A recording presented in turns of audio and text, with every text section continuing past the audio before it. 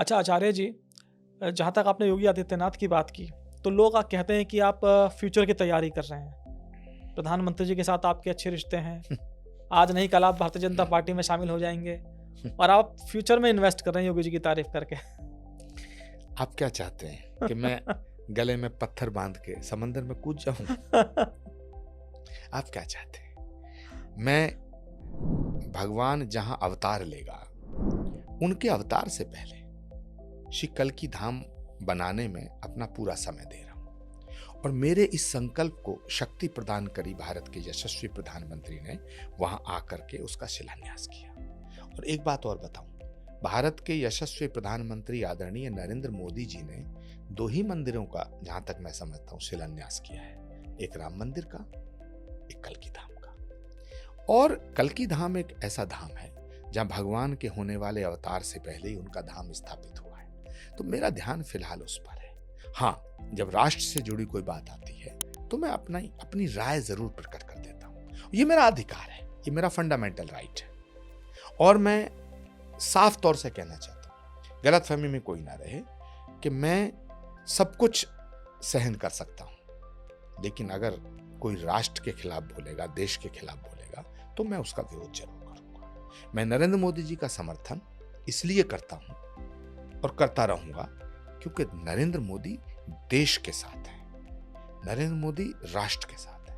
नरेंद्र मोदी ने इस राष्ट्र के गौरव को बढ़ाने का काम किया और उनके फैसलों से झलकता भी है। जिसे नरेंद्र मोदी का विरोध करना करें, जिसे समर्थन करना करें, ये तो फैसला आपके हाथ है। लेकिन मैं आज 100% नरेंद्र मोदी के साथ।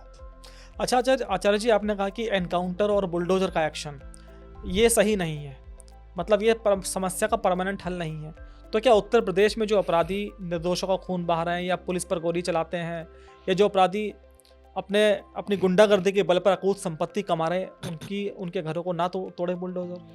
नहीं, हिंदुस्तान में एक न्यायपालिका है। एक्स्ट्रा जुडिशियल किलिंग जो है, उसकी अनुमति नहीं दी जा सकती है। अगर किसी एजेंसी को हमने ये जिम्मेदारी दे दी कि तुम किसी को उठा के भी मार सकते हो, तो फिर तो देश का जो एक सिस्टम है वो चरमरा जाएगा। मैं इसके बिल्कुल पक्ष में हूं कि अपराधियों के साथ सख्त व्यवहार करना चाहिए। और योगी जी के आने के बाद अपराधियों में खौफ पैदा हुआ है, भले ही वो बुलडोजर से हुआ, भले ही वो एनकाउंटर से हुआ, क्योंकि एनकाउंटर जो है उससे अपराधियों में खौफ पैदा होता है।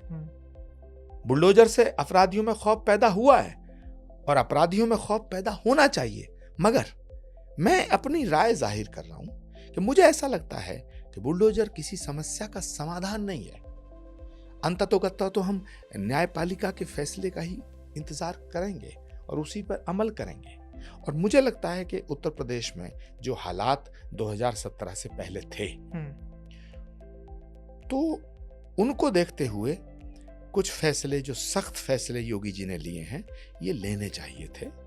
और मैं उन फैसलों का विरोध नहीं कर रहा हूं, बट इसके साथ साथ मैं ये जरूर कह रहा हूं कि बुलडोजर किसी समस्या का परमानेंट सॉल्यूशन। अच्छा आचार्य जी, योगी जी को लेकर कंट्रोवर्सी भी बहुत चलती है। हालांकि मुझे नहीं लगता कि आप इस पर कुछ बोलेंगे, क्योंकि आपने पहले ही कहा था अभी भारतीय जनता पार्टी में हूं नहीं अभी, और मेरा पूरा ध्यान कल की धाम पर है। फिर भी मैं पूछना चाहूँगा, ये कहा जाता है कि दिल्ली और यूपी में टसल चल रही है, योगी आदित्यनाथ को बदलने की बात चल रही है, खूब आपने टेलीविजन में बयान देखे होंगे। आपको क्या लगता है कि क्या इस तरह का झगड़ा भी भारतीय जनता पार्टी के अंदर है? देखिए, भारतीय जनता पार्टी हो या कांग्रेस पार्टी हो या कोई और पार्टी हो, उसमें एक से अधिक नेता होते हैं, एक से अधिक व्यक्ति होते हैं। इतनी बड़ी पार्टी है तो उसमें हो सकता है मतभेद होंगे, पर मुझे नहीं पता। भारतीय जनता पार्टी के किसी नेता ने मुझसे नहीं कहा कि साहब मेरे योगी जी से मतभेद है। योगी जी ने भी कभी मेरे से, हमने कभी ऐसी चर्चा नहीं की। हमारे यहाँ प्रधानमंत्री जी जब आए थे तो योगी जी तैयारी देखने आए थे, मैं उनसे मिलने गया था। उन्होंने मुझसे कहा, अरे मुझे आमंत्रित करने की क्या आवश्यकता थी, मुझे तो प्रधानमंत्री जी आना ही था। तो मैंने कहा, नहीं, कल की पीठाधीश्वर होने के नाते गोरक्ष पीठाधीश्वर को सादर आमंत्रित करना मेरा दायित्व बनता है। वो आए, उन्होंने सब इंतजाम देखा, एक एक चीज पे उन्होंने नजर की। तो मुझे तो योगी आदित्यनाथ जी से अच्छा मुख्यमंत्री कोई लगता नहीं।